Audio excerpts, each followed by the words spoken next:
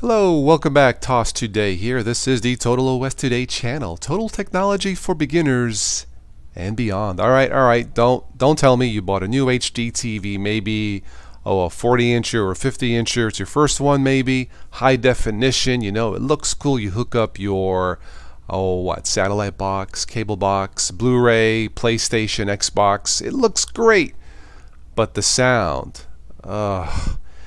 Yeah, I know. Been there, done that. Well, stick around because I'm going to show you how to fix that problem quite easily.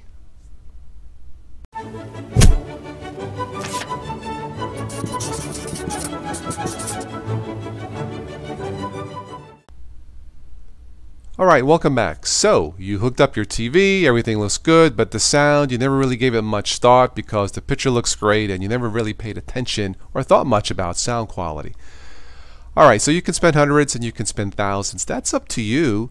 I chose to spend hundreds and I'm perfectly happy. So let me give you an example of a setup. Now there are many ways to do this. You can hook it up my way. You can use a sound box, a sound bar, or Bluetooth. You know, even computer speakers, three-piece computer speakers hooked up to the headphone jack if you want to do it that way, but that's probably not the best way. Let me show you a better way.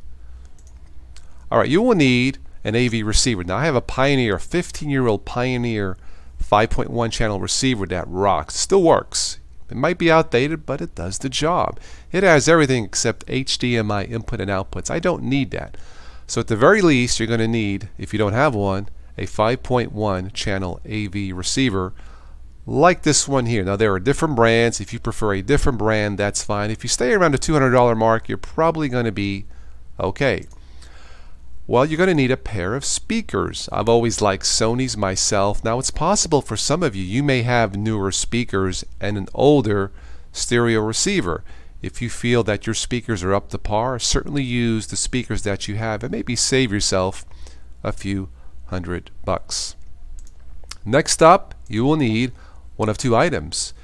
A digital audio coaxial cable like what you see here. This is what I use. Or, and it really doesn't matter which one. I've tried both. Or you will need what's called a Toslink cable, a digital audio optical cable. Now both of these types of cables come in different lengths. Whatever you choose is up to you. My particular TV did not have this output. It had the other type of cable output. Both is fine. And finally, of course, some speaker wire, preferably 16 gauge. Now you may have some of this lying around the house or in the garage. If it's 16 gauge, you're going to be fine.